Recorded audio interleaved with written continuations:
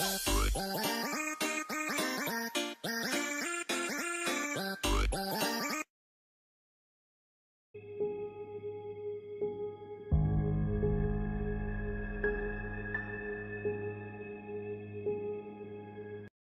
was out doing a delivery one late night. It was probably the longest drive I have ever taken for a pizza delivery. From the pizza place I work at, it was a 20-minute drive, which isn't crazy out where I live. Plus, they ordered 4 large pies, so I think there was a party and I would get a much bigger tip. Navigating the dirt roads at night was always annoying though. I pulled up to the given address. It was some old sketchy looking building literally in the middle of the forest clear. There were no cars parked anywhere or any light on. I put my car in park and called my boss. I asked him to read the address at least 3 times to make sure I type it right, but it checked out.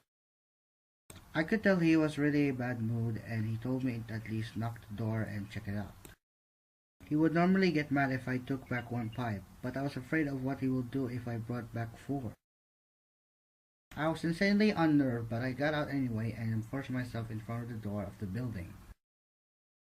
There was no doorbell, so I just knocked really hard. I heard nothing and didn't really expect to hear anything. I was extremely disappointed, not because nobody answered the door, but because I was realizing that it was all a waste of time and gas. I knocked one more time on his desperation, and then began to hear some kind of rustling noises from inside the building.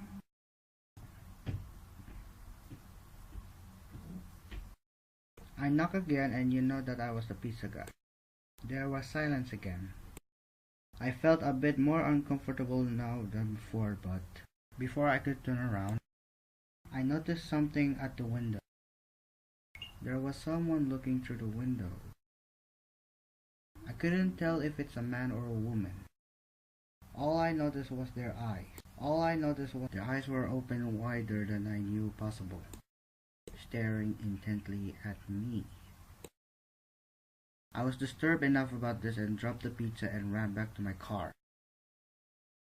The engine wouldn't start until turning the key for the 3rd time. I drove off the grass and back into the dirt road, but I saw the car rocking about, shaking and bumping. Something wasn't right. I didn't make it far from the building before I started hearing the sharp screaming sound coming from the outside. There was so much resistance that I couldn't even drive. The car came to a stop. I got out of the party, checked what is going on. A chill ran on my spine as I began to feel like my heart was constantly skipping beats. My tires had been slashed and had completely fallen off the rim. Not just the front though, all 4 tires had been slashed. I realized somebody did this when I was knocking on the door to that building. Instead of running, I got back into the car and locked the doors. I was so close to that building, I could practically see it from where I was, if it weren't for those trees blocking the view. I dialed 911 and explained everything to the operator. She told me the cops will be over soon as possible and that I need to stay hidden. I asked her if it is advisable to stay in the car or run, and she told me it would be best to stay in the car with the doors locked. She asked me to stand in line with her until the cops arrived. My whole body was shaking. In all directions, there was nothing but darkness, seemingly endless forest. I knew it would take forever for the cops to get here. I was not comfortable with sitting in that car so close whoever did this. The next part, though, is what utterly destroyed me. It still shakes me to this day, and I hope nobody will ever experience this kind of fear. As I was scanning all the windows making sure nobody was outside, I looked in the rearview mirror and there was the same person I saw at the window. Eyes open wider than before. I could see now that there was a woman, and I could ever so slightly see a smile begin to spread across her face. I opened my door and followed it spreading into the woods, not caring how much noise I made. I ran until I was out of breath, which didn't take long, and I hid behind a giant log on the ground.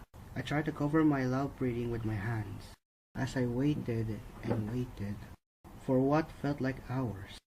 That's until I finally heard sirens in the distance.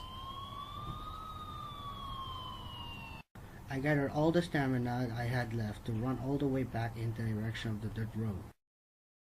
Eventually, the glowing red and blue lights came into view, and I never felt better in my life. They were parked in front of my car, investigating with flashlights. I came yelling at them like a lunatic to help me. I fell to the floor and started to gag, almost throwing up from running so much.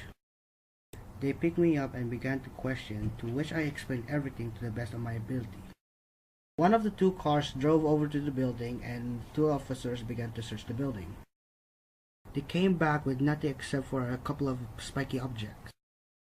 These objects were exactly the same as the ones used to slash my tires. The cops guessed that it was some kind of sick, dementing couple, being that I saw the woman. But unfortunately, they were never found, and that still kills me to this day. I obviously quit my job right after that, and started working at a local grocery store. I know that I'll never forget seeing that woman at the back of my car.